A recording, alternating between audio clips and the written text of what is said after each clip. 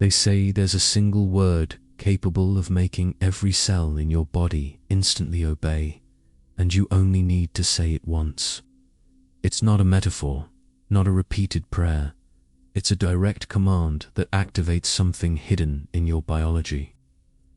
That word is written in the forbidden Grimoire of Thoth, a book so powerful it was taken out of human reach because it could alter not just the body, but the entire destiny of whoever used it. And today, you're going to find out why it was hidden, how it works, and what happens to those who dare to speak it. But first, understand this.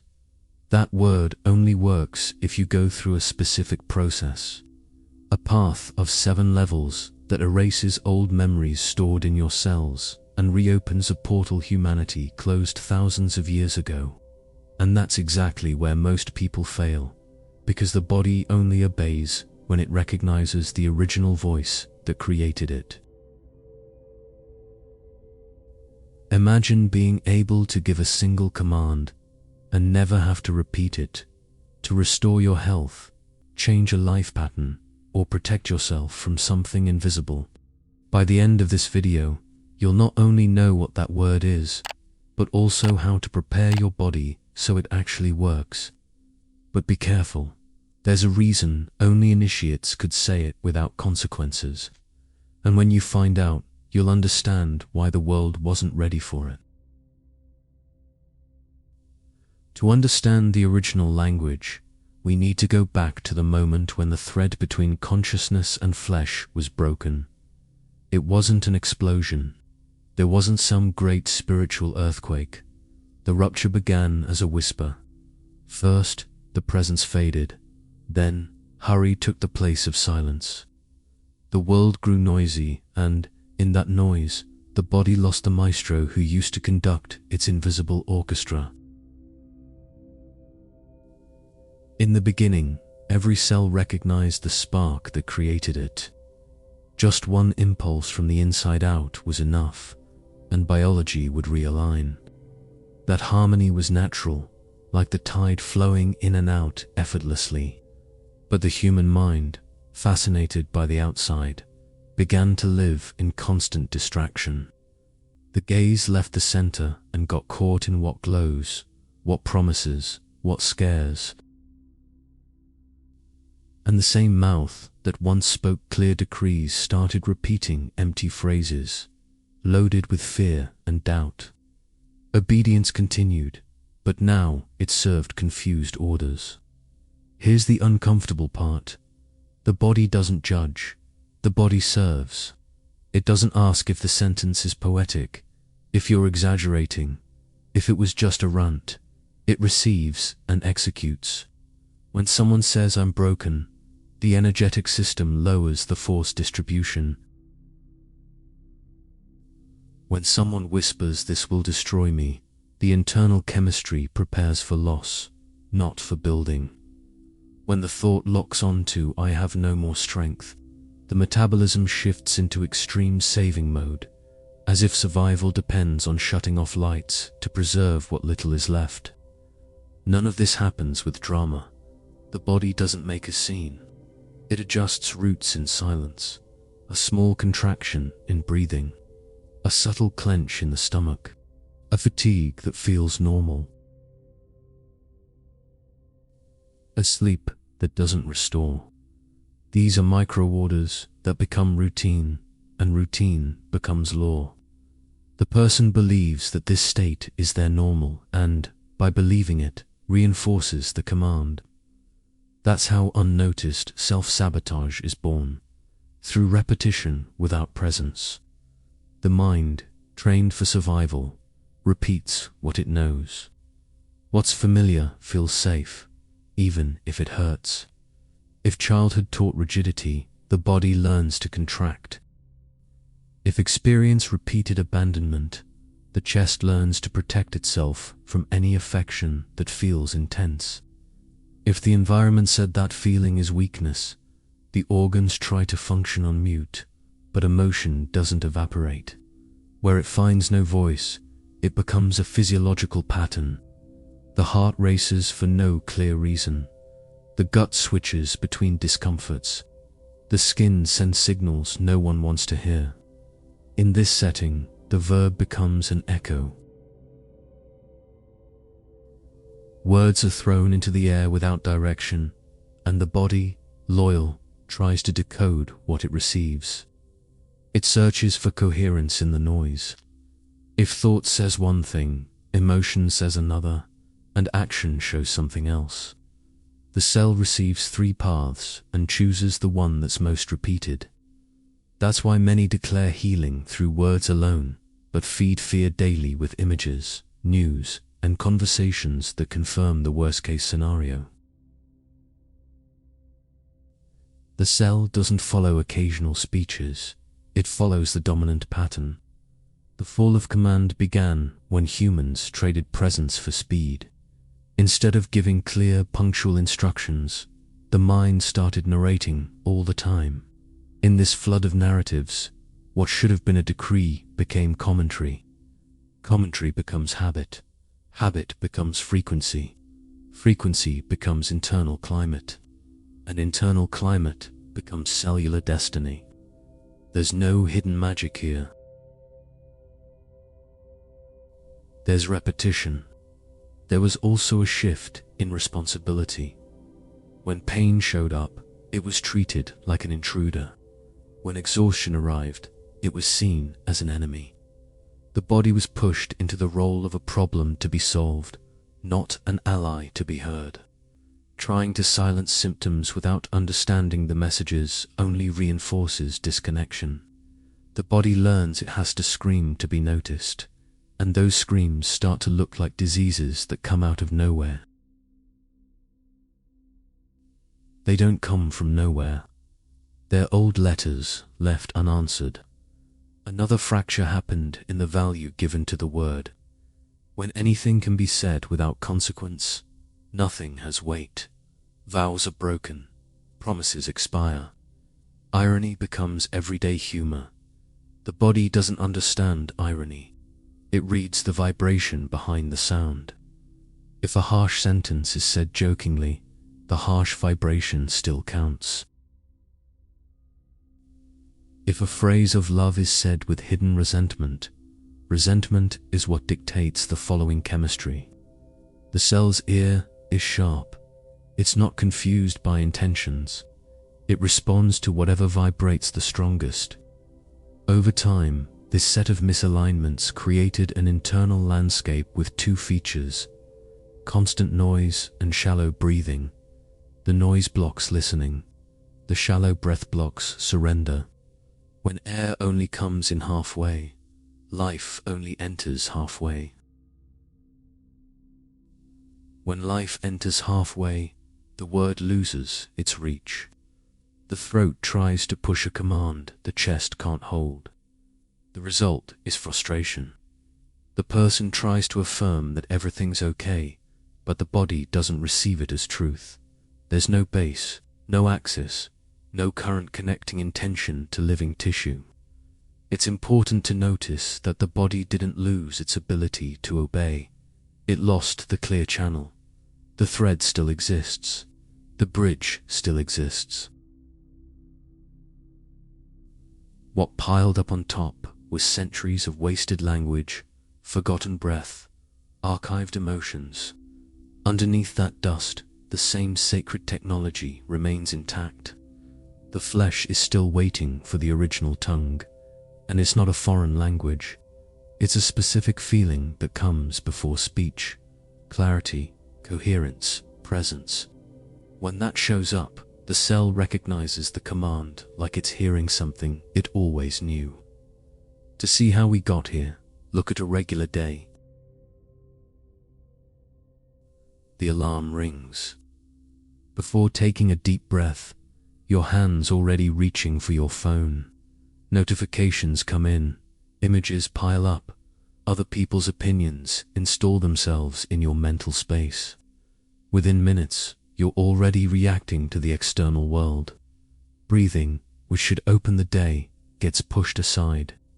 From there on, every request your body makes for attention is negotiated with tasks. Thirst postponed, hunger muted, sleep pushed to later. Emotion saved for when there's time. The body learns, my messages aren't a priority, and so it pulls back. Not because it's offended, but because it understands that if it speaks loudly, you won't follow. Ankh-Neter is the name given to the breathing of the initiates. It's not just a relaxation technique, it's a way to tune the body until 3 centers work as one field again: heart, solar plexus, throat. When those 3 strike the same note, the word regains its authority. The preparation starts before the first breath. Sit or stand with your spine upright, as if a string is pulling the top of your head toward the sky. Relax your shoulders, soften your jaw. Let your tongue rest on the roof of your mouth, just behind your front teeth. Your hands can rest on your chest or upper abdomen. Your eyes can stay gently closed or half open. What matters is that your attention shifts from the outside to the inside. Now comes the movement the grimoire describes as the living bridge.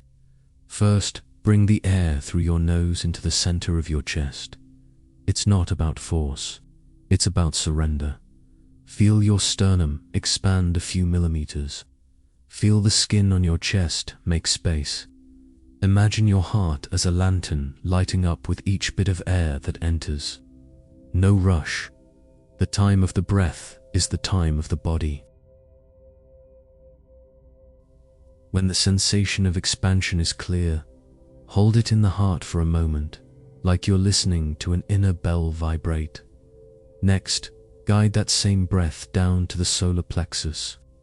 The area above the navel receives the breath like warmth on a cold morning. That's where decision lives. It's the point that says yes or no, even before the mind makes arguments. Let the air go down and light that center from within. Feel the upper abdomen expand slightly. Notice the temperature rise a bit. Don't force it, just follow. Finally, bring the breath toward the throat. Not to speak, to sustain vibration. It's as if you're placing an invisible chalice at the top of your chest and filling it with air to the brim. The throat stays free, no tightness, no rush. At this top of the cycle, there is no sound, there is presence. Full attention rests in the space between the base of the neck and the chin. It's the throne of the word. It must be prepared in silence. When you reach this peak, don't say anything out loud. Think a single sentence, clear and firm, like someone sealing an internal contract. My body serves me because I am the living word. Let the sentence drop in silence, like a stone touching water and creating ripples. No effort to believe, no need to prove, just a truth being recorded inside the field. Now exhale without collapsing your chest. Let the air out like opening a window. First, the throat empties, then the plexus softens. Lastly, the heart rests. The exhale is when the command is delivered. If it's rushed, the message only arrives halfway. If it's smooth and continuous, the message travels through every layer of the body without getting lost. Repeat the full cycle. On the inhale, heart, then plexus, then throat. On the exhale, throat, then plexus, then heart. Imagine you're drawing a triangle of light inside yourself with each breath. Over time, the sensation of warmth in the chest increases. The upper abdomen warms like a calm ember. The throat feels like it's expanding. These are signs the channel is opening. Small details matter. The top of the head stays light. The lower back doesn't push forward. The mouth stays gently closed, without biting the sentence. The eyes, even closed, Gaze toward the point between the eyebrows. This helps align attention along the axis and prevents the mind from drifting toward external noise. If thoughts arise, don't fight them. Let them pass like clouds. Return to the internal triangle. The breath brings attention back to center. How long to practice? The grimoire speaks in cycles, not minutes. 3 cycles to call presence, 9 to stabilize the field, 21 to consolidate the path between intention and tissue. You can start with 3 and feel it out. The body will let you know when it's ready. The chest feels lighter. The heartbeat finds rhythm. The skin changes temperature. The mind settles without effort. These are markers that the command channel has reopened. What not to do? Don't hold your breath to the point of tension. Don't push your abdomen out forcefully. Don't close your throat trying to hold sound. Don't rush to finish. Ankh-Neter doesn't rush. It aligns. If you feel anxious, slightly shorten the inhale and lengthen the exhale. That signals to the system that it's safe. Safety is the ground where the word becomes valid again. Refinements that deepen the effect. During the inhale, imagine light coming in with the air and coloring each center with a specific tone. Soft green in the heart, golden in the plexus, translucent blue in the throat. Don't force images. Suggesting is enough. In the silent pause, notice a subtle hum, almost like the sound you hear when putting a seashell to your ear. That hum means the 3 centers have started resonating as a single piece. The immediate effect isn't theatrical, it's subtle. A calm that doesn't depend on the environment. A clarity that organizes thoughts. A grounding of the body into itself. When these signs appear, the mental sentence spoken at the peak gains specific weight. It stops being just an idea and becomes direction. It's in this state that the original language begins resurfacing. Heart, coherent pulse, plexus, will lit up, throat, throne prepared. The word that comes next won't have to compete with the noise. Imagine blood as a silent scribe. It doesn't interpret, it records. When someone says my health is fragile, the river writes fragility as an instruction and distributes chemical caution. When someone repeats illness is my inheritance, the river takes inheritance as something to honor and keeps old paths running even if they no longer serve. There's no punishment in this. There is obedience. Blood doesn't question who commands, it carries it out. This fulfillment shows up in the little details of daily life.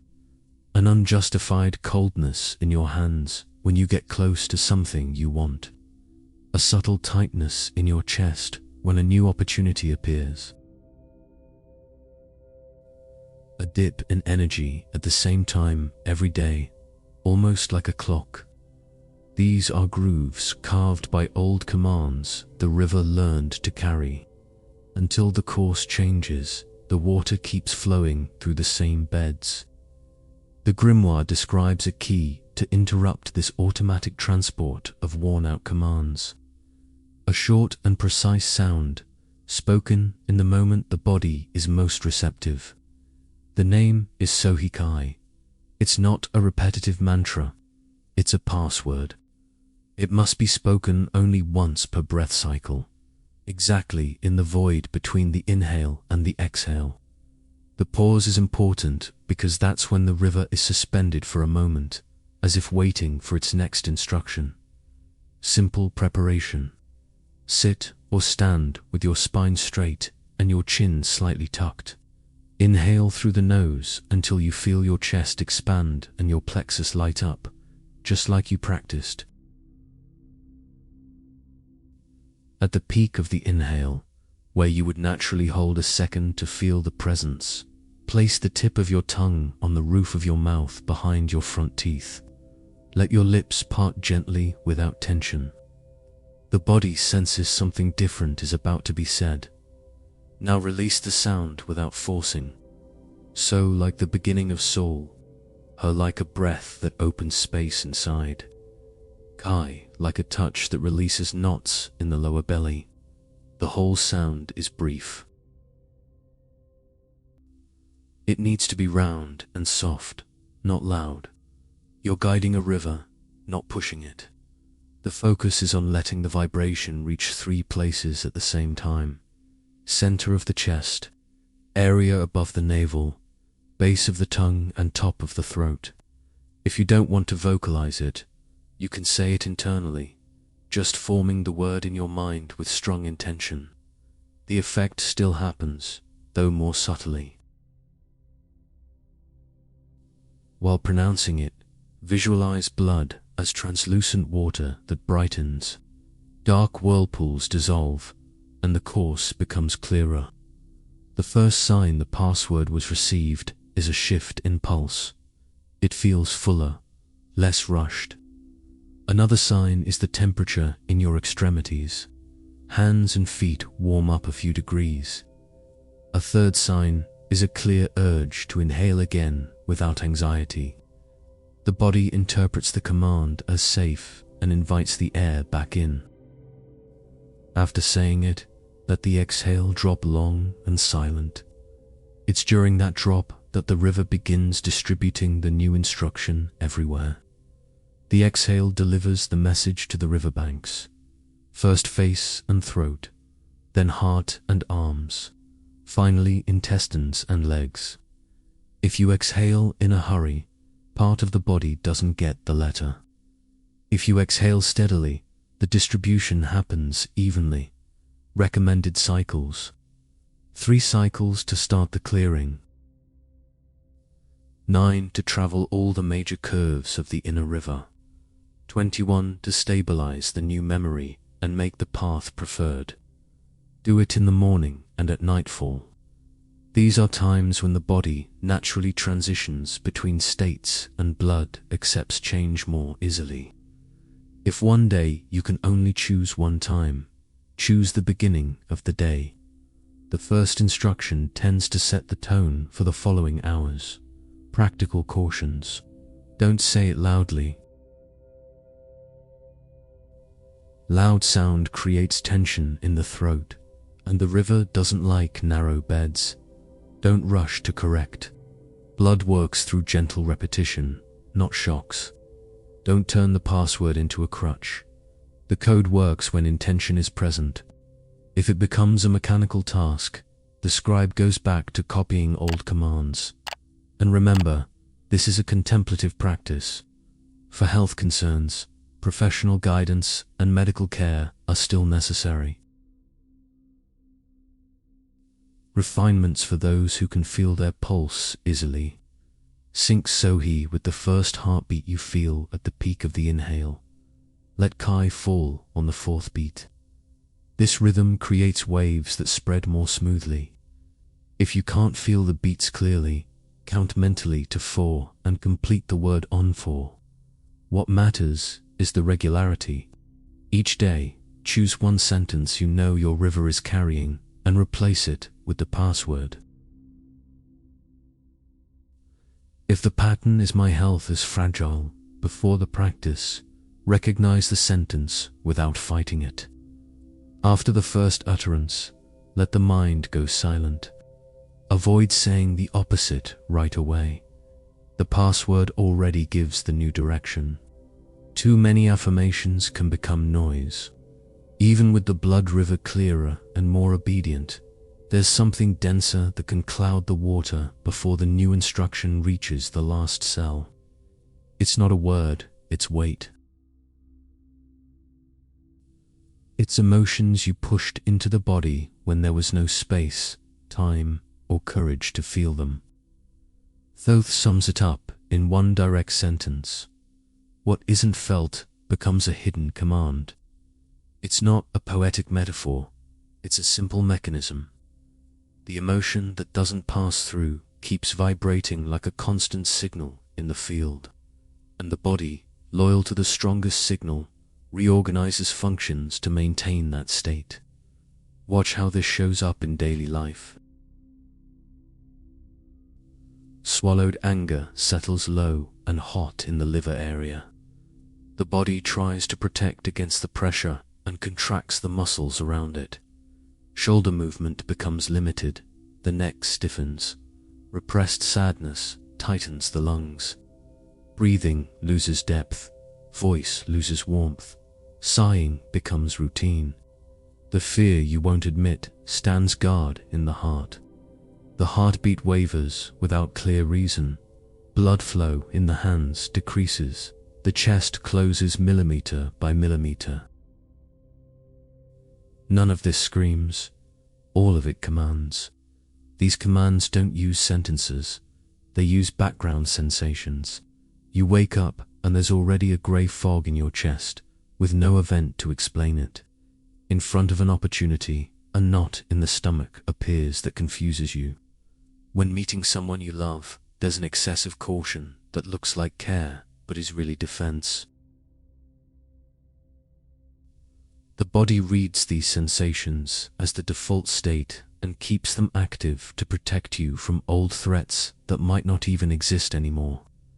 It doesn't know that danger is over. It only knows you never finished feeling what you felt. The grimoire delivers a small right to deactivate emotional commands that have gone underground. It's direct and demanding because it asks for courage and precision. You don't need to relive scenes or dramatize memories. You need to name, breathe, and declare. One name, it precisely sit with your spine awake and your feet grounded. Close your eyes for a moment and ask yourself, what's alive in me right now? Avoid generic labels like I'm feeling bad. Look for the exact word. Anger from being interrupted. Sadness from not being heard. Fear of not being ready. Shame from asking for help. Guilt from saying no. If no word comes, describe the sensation. Lump in the throat, heaviness in the stomach, pressure behind the eyes. Naming removes the emotion from anonymity. What has a name can be guided. What doesn't has silent control. To breathe directly into the affected organ, place your hand where your body pointed. If the emotion is anger, place your right hand on the liver area, below the ribs on the right side. If it's sadness, let your hands wrap around the sides of your rib cage, covering your lungs. If it's fear, one hand goes on the center of your chest and the other just below it, supporting the heart from the inside. Now bring air gently beneath the hand. Imagine you're inflating exactly that space 3 times. On the first inhale, you simply arrive. On the second, you gently unravel a centimeter of tension. On the third, you stay with the sensation without trying to fix it.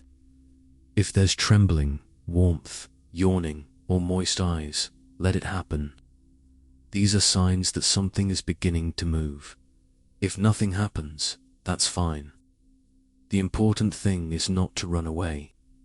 3. Speak with firmness when presence is clear at the chosen point. Deliver the closing decree.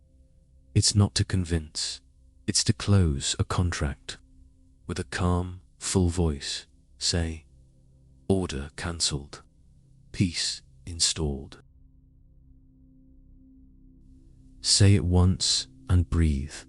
Feel the organ receive it. If the emotion persists, you can repeat up to 3 cycles, but always with a pause of 1 or 2 breaths between each phrase. The pause allows the body to process what it heard. No rush, no force. Tips for keeping the right clean. Avoid phrases that deny what you feel.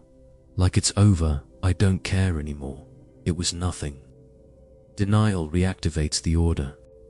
Acknowledge the emotion, guide it with breath, and finish with the decree. If the mind tries to tell the story of why, thank it for trying to explain and return to the body. Stories feed narrative, breathing feeds release. If there's traumatic memory or intense suffering, consider professional support. This rite is contemplative and can walk alongside psychological or medical care when needed. Refinements that deepen without complicating. When inhaling into the organ, imagine you're opening a window right at that spot. Visualize light entering through the window and air carrying tiny particles of relief. On the exhale, see a thin, dark thread leaving through the same point. Don't force imagery. Suggesting is enough. If you prefer, use temperature instead of color. Inhale warm, exhale cool. The body responds well to simple maps. How to know the hidden order was deactivated? The sign isn't euphoria. It's clarity. After the rite, breathing gains an extra step of depth without effort. The looping thought loses urgency. Posture reorganizes itself. You're able to look at the same situation with a little more space inside. Sometimes a long yawn ends the cycle. Sometimes a single tear is enough. Sometimes just a good silence settles in. All are good signs. If nothing changes on the first try, don't assume you failed. Assume there were more layers. Frozen emotions take time to melt. Later rounds won't repeat what you've already done. They deepen the same approach. Name, breathe, close. The body learns fast when it senses consistency. With each practice, the emotion stops being the boss and returns to being a messenger, which is all it ever was. What this rite doesn't do, it doesn't erase the memory, rewrite the past, or promise you'll never feel anger, sadness, or fear again. It restores the flow. When flow returns, the emotion completes its natural cycle. It arrives, informs, moves through, and leaves. And when it leaves, it doesn't leave behind a hidden command gripping the body from within. That's what makes room for the new instruction from the heart, the plexus, and the throat to reach the cells without getting lost along the way. If during the practice you feel the urge to move, follow it with small gestures. A slow shoulder roll to invite the liver to loosen its edges. A soft side stretch to give space to the lungs.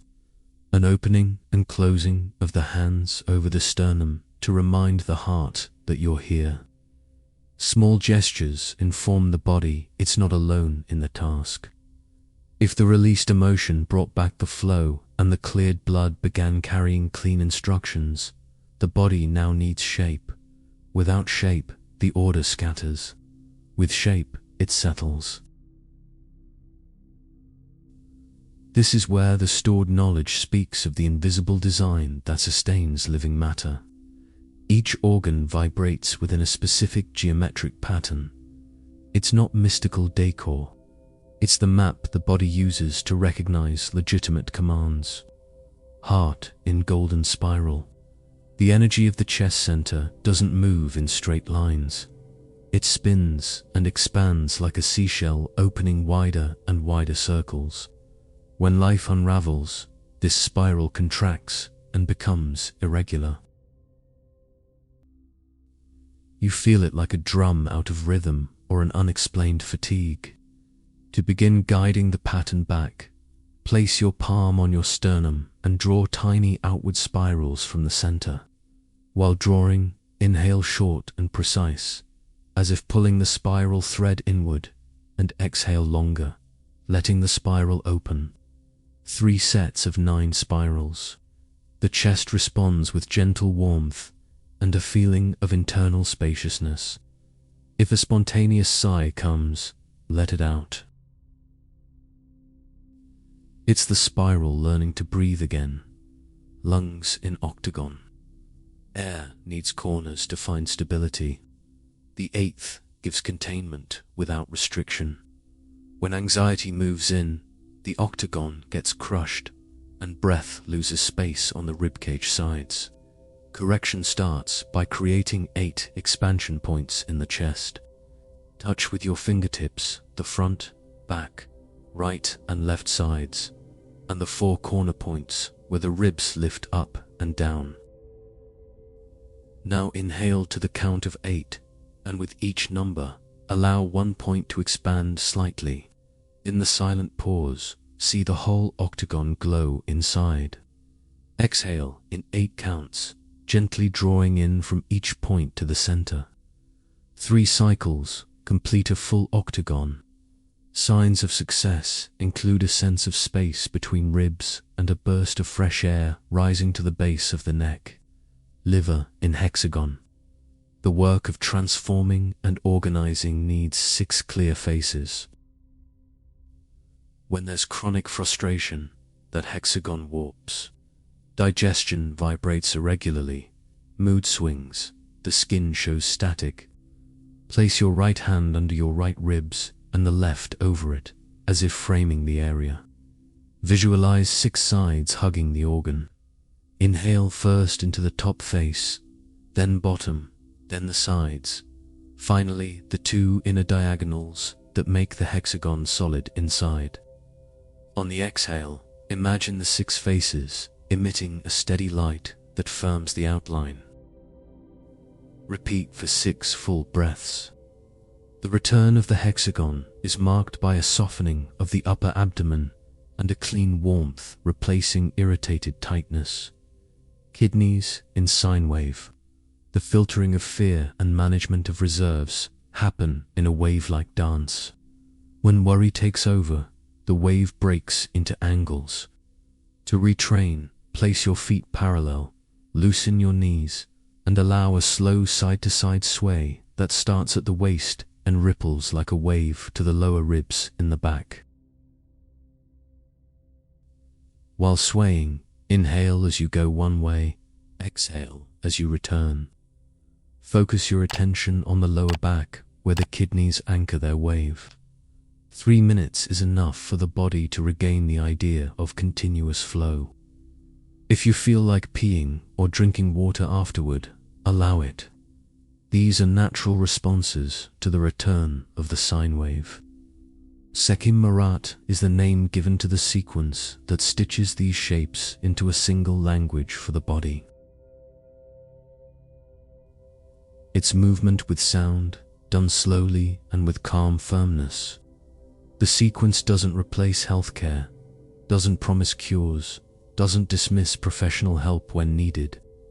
It organizes the field so that the next word is received as an internal law, not just an opinion. Preparation. Stand with feet hip-width apart. Gently reach the crown of your head toward the sky, as if creating space between vertebrae. Relaxed shoulders, soft jaw, tongue resting on the roof of the mouth.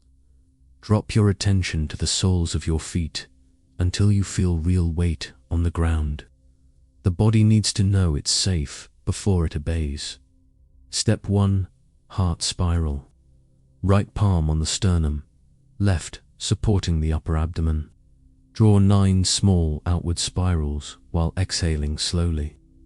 On the inhale, keep the hands still and let the air arrive at the center of the chest.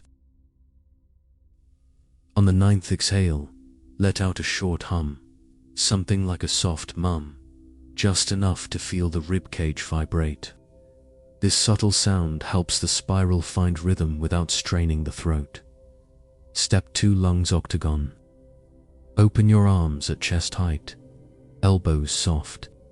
Imagine your hands touching 8 points around the chest without actually touching your body. Inhale to the count of 8, as if filling each point with air. Hold for a moment to see the figure clearly. Exhale to the count of 8, bringing the elbows toward the center. At the end of the exhale, release a warm and short ha, just a gentle sweep of air clearing the inner corners. Step 3. Liver hexagon. hands framing the right side of the abdomen, fingers open like sides. Inhale while tracing the 6 faces inside mind, guiding air and warmth through each face. Exhale while feeling the edges firm and even. If the body wants to yawn, let it happen. The yawn helps the hexagon settle without tension. Do 6 breaths in this position. Step 4, kidneys wave. Hands resting on the lower back ribs. Shift your weight to the right leg, then to the left, creating a back and forth sway that gently massages the kidneys. Inhale when swaying to one side, exhale when returning. Let the wave reach the nape of the neck, softening it from within. When done, pause in the center and feel the thick silence that lingers in your back. Step 5. Stitching the shapes. Bring your palms together in the center of the chest and, with eyes closed, internally review the 4 shapes: spiral spinning alive, clear octagon, firm hexagon, flowing wave. Inhale, as if gathering all the shapes into the same plane. Exhale, allowing them to fit together effortlessly. When the stitching happens, there's a sense of natural symmetry that doesn't rely on perfect posture. The body simply feels right again. Signs the sequence is working. Heart rhythm becomes noticeable and comfortable. Air enters the sides of the body easily. The area below the right ribs softens. The lower back feels like it's breathing on its own. A focused calm settles over the face, and the eyes take on a sharp, bright clarity. Don't expect fireworks. Look for regularity. Regularity is the language biology understands best. The living center that holds up the entire structure isn't made of stone or gold. It pulses within the chest, invisible to any ordinary eye, but unmistakable to those who know how to feel.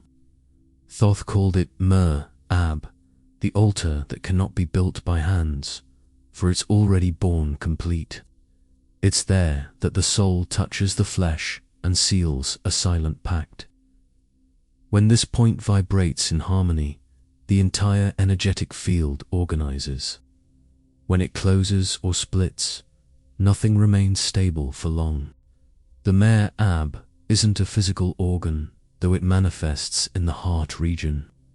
It's like a vibrational bridge linking the invisible to the visible. Everything you think, feel, and say passes through this point before reaching the rest of the body. If this passage is clear, the command spreads with clarity. If it's congested, even the most sacred words get lost along the way. That's why restoring the altar isn't a symbolic act. It's a practical necessity for any spiritual command to function. The practice begins with the simple gesture of placing both hands on the center of the chest. It's not just about touching. It's about resting your palms like you're holding something precious that must not fall. The fingers lightly touch, creating a field of heat that begins to awaken the area. The physical touch serves as a reminder to the nervous system that your attention is right here. The breath used in this process is called triangular breathing, not because it forms a triangle in the air, but because it distributes energy in 3 directions at the same time. The first side of the triangle is the inhale, starting at the abdomen, rising through the chest, and reaching the throat in a continuous flow. The second side is the pause, where the air is suspended, allowing energy to collect at the triangle's center, the heart. The third side is the exhale, slow and controlled, like you're spreading that energy throughout the body while keeping a tether that returns to the chest. To feel the triangle come to life, silently count to 3 as you inhale, hold for a count of 3, and exhale for another 3 counts. It's not about holding your breath tightly, but sustaining it like you would protect a flame from going out. After a few rounds, the body begins to respond. The heat at the center of the chest rises, the mind slows down, and a sense of expanded presence arises. In this state, the decree isn't just spoken, it's installed. The sentence, "I consecrate my heart as a temple. Only truth lives here," must be spoken with the firmness of someone not asking, but declaring what already is. The voice can be soft, almost a whisper, but the intention must be full. As you say it, imagine the words coming not just from your mouth, but from every cell in your chest. It's like your heart itself is speaking for you. As the decree is repeated 3 times, visualize the Mer Ab lighting up from the inside out, forming a golden sphere that pulses in sync with your breath. This sphere doesn't grow endlessly. It holds the size of your heart field solid and steady, like a throne that never moves.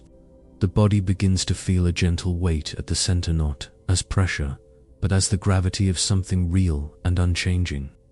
The silence that follows the restoration of the altar isn't empty, it's dense.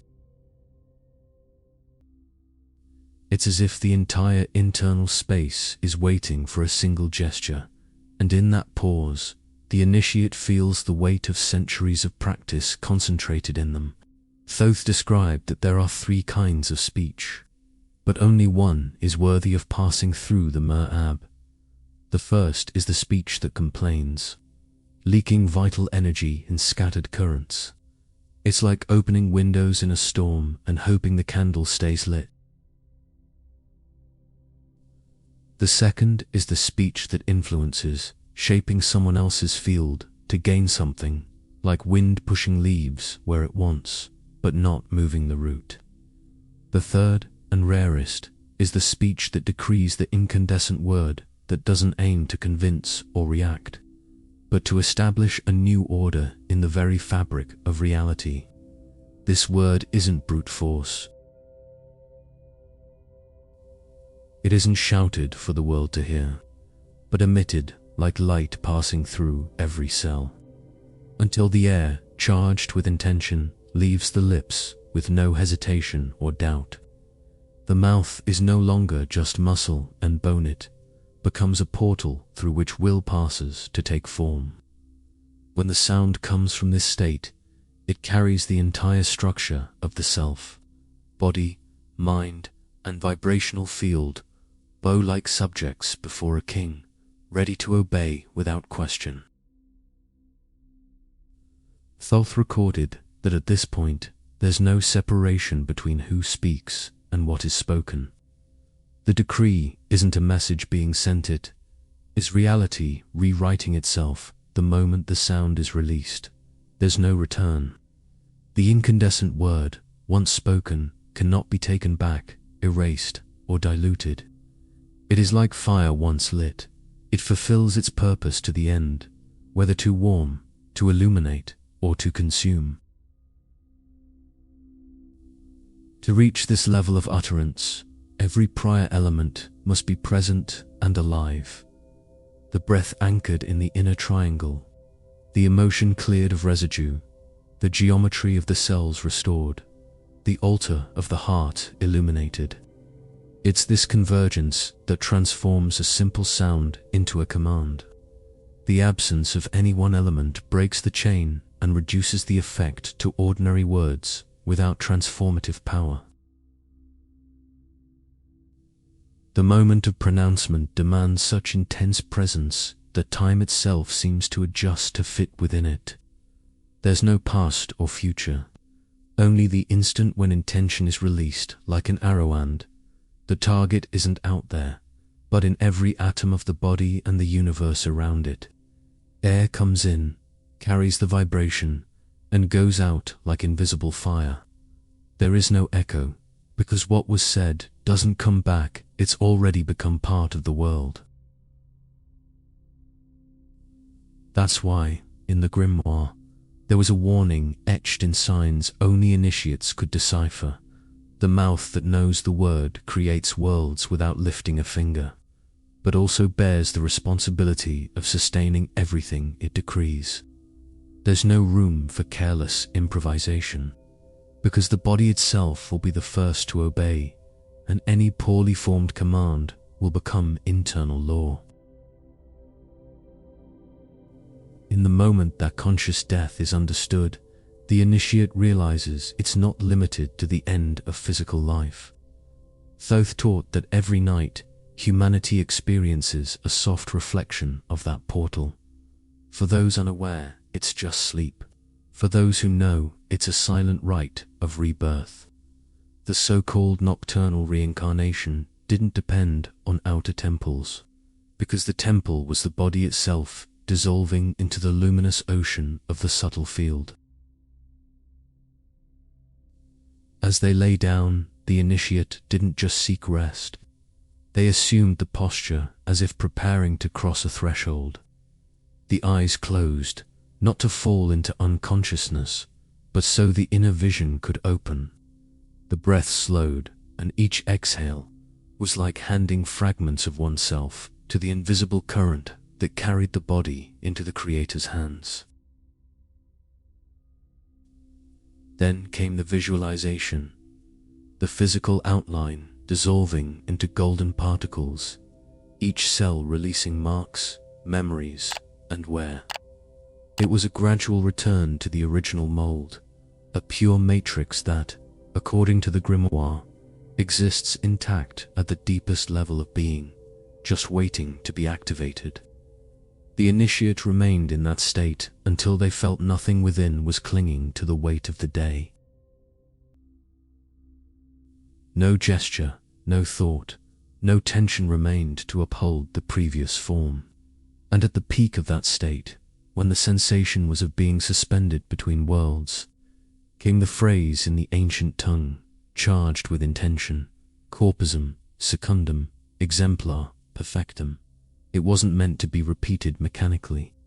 Each word was felt like a musical note, vibrating through a body that was no longer solid but pure, moldable light. In saying it, the initiate commanded their biology to reconstruct itself exactly according to the perfect pattern recorded at the origin. In that moment, sleep was no longer just rested, was the secret workshop where the physical form was reshaped, cell by cell. Upon waking, the body didn't just feel rested, it responded differently. There was more clarity in the eyes, more steadiness in the movements, as if every tissue had received direct instructions from the source.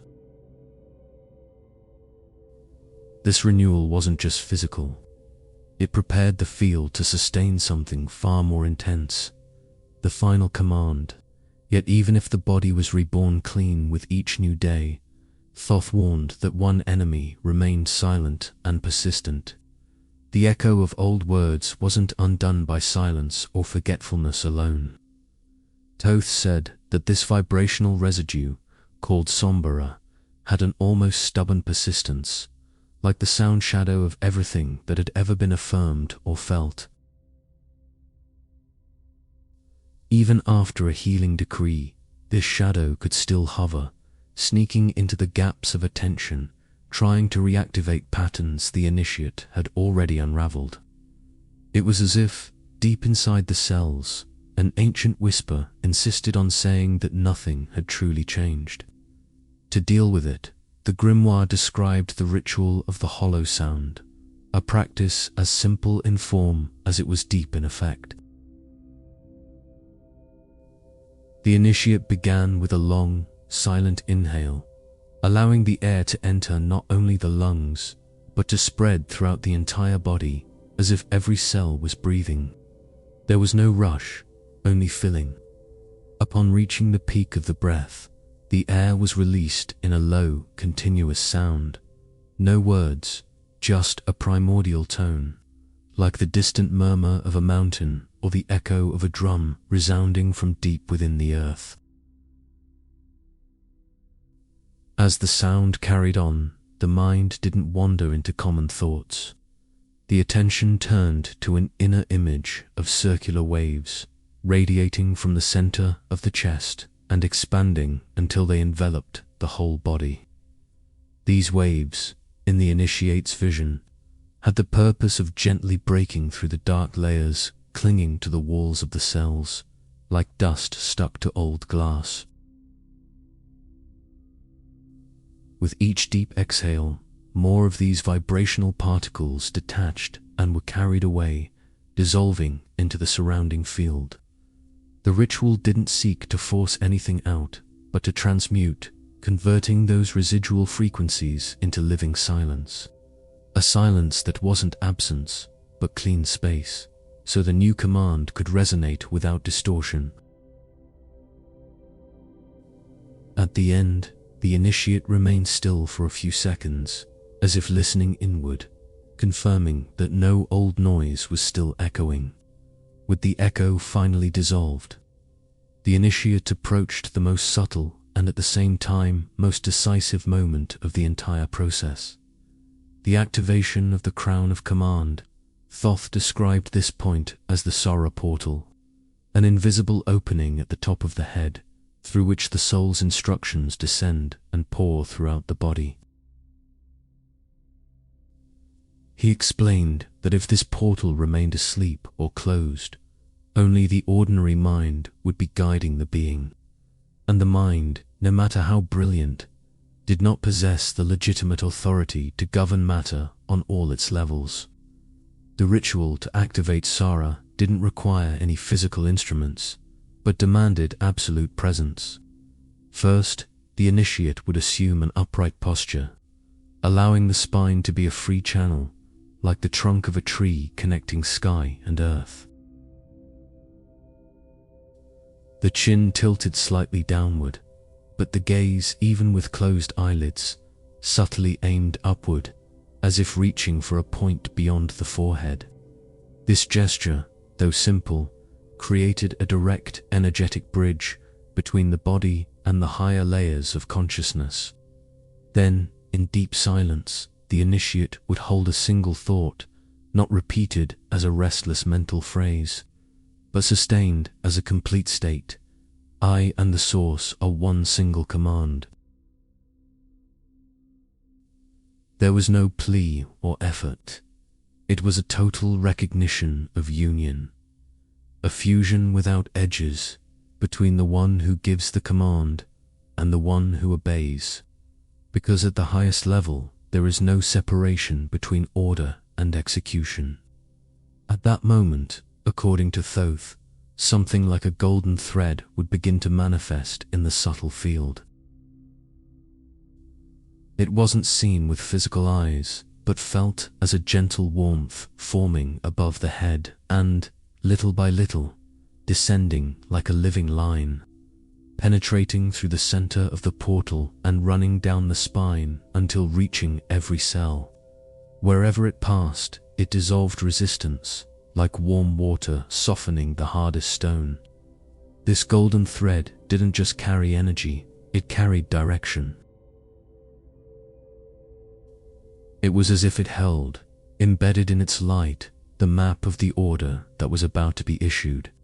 At the end of the journey, the whole body was no longer just matter. It had become a throne, ready to enthrone the supreme command. The golden thread still pulsed inside the body as the initiate reached the final page of the grimoire.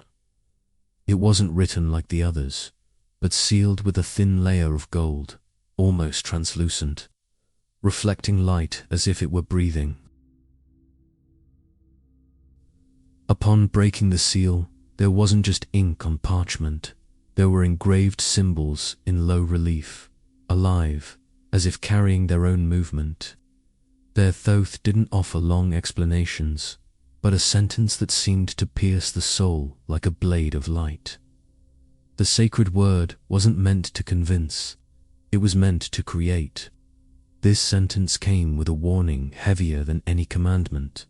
If repeated, it would lose its power. But if spoken in the right state, it would become absolute law in the reality of the initiate. And the right state wasn't just emotional or mental. It was the convergence of all portals opened, of all the work already completed. The breath must have been consecrated, like a river purified of all residue. The blood cleansed of commands and memories that no longer served. The emotions released so no hidden wave could distort the command. The body's geometry restored so every cell was in its perfect shape. The heart reconsecrated as a pure altar, and the crown open so that the voice would not come from flesh alone, but from the highest point of consciousness. When all those elements aligned in a single moment, the initiate needed no more preparation. They would remain silent, breathing like someone about to cross a door that only opens once. Then they would speak the final sentence, not like ordinary sound, but as if letting the soul speak through the body. I am the word that commands the flesh. Obey my light. It was spoken without haste, but also without hesitation, every word carrying the weight and purity of the path walked. At the exact moment the sound ended, something in the air shifted. The space around seemed to expand, and the body responded with a living stillness, as if every cell understood that the order received wasn't a suggestion, it was an irrevocable decree. And still, on the edges of that revelation, the initiate sensed that Thoth had left between the lines, a clue that this same word could be used for something even deeper, a use not meant for the physical body alone. But Thoth had reserved a secret use for that same word, one that could only be revealed when the initiate was ready to command not just the flesh, but their very destiny. The golden seal had barely been absorbed by the consciousness, and already the weight of what was to come could be felt in the air. Thoth had made it clear that this word, until now revealed as an absolute command to the body, held an even deeper potential. It wasn't just about restoring the perfect form of the body. It was about piercing through the invisible layers where destiny is written, and there, with a single breath, redrawing the course of existence. When spoken with absolute focus on a specific area of life, the vibration of the word infiltrated the energetic core, where memory, intention, and purpose merge. If someone directed this energy toward relationships, bonds that once seemed fragile or lost would reorganize, as if time had rolled back to the moment where everything could have taken a different path. Applied to abundance, doors that had remained locked would start to open, as if forgotten opportunities remembered their way home. For protection, the word raised a field so precise and silent that no disharmonic force could cross it, creating not just defense, but a complete redirection of circumstances. The effect wasn't limited to the immediate present. It was like inserting a new equation into the very fabric of reality, rewriting what had been recorded as inevitable. Life then responded like a river that changes course in front of a new landscape. But such power came with a risk few dared to speak of. If the same force that heals and protects was shaped by ambition, control, or manipulation, the impact would ripple far beyond what the speaker could comprehend, creating distortions that not even a master could reverse. For this reason, ancient orders of guardians chose to strictly restrict the use of this aspect of the word. Some hid its existence altogether. Others spread false interpretations to deter the curious. The fear wasn't just of immediate misuse, but of the echo that could form in the collective field if more than one initiate tried to alter major structures of reality at the same time. Thoth himself warned that destiny is like a tapestry, pull the wrong thread, and the whole weave could come undone.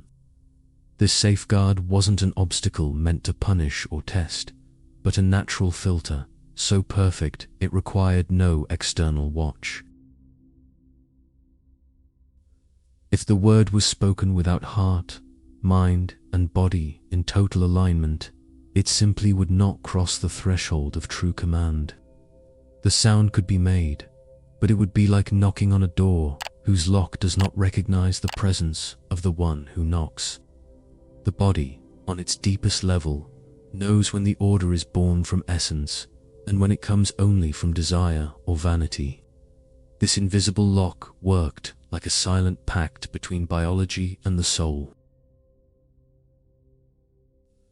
It didn't matter how much someone wanted to manipulate, force, or take ownership of the power. The inner vibration didn't lie. It was pure vibrational physics.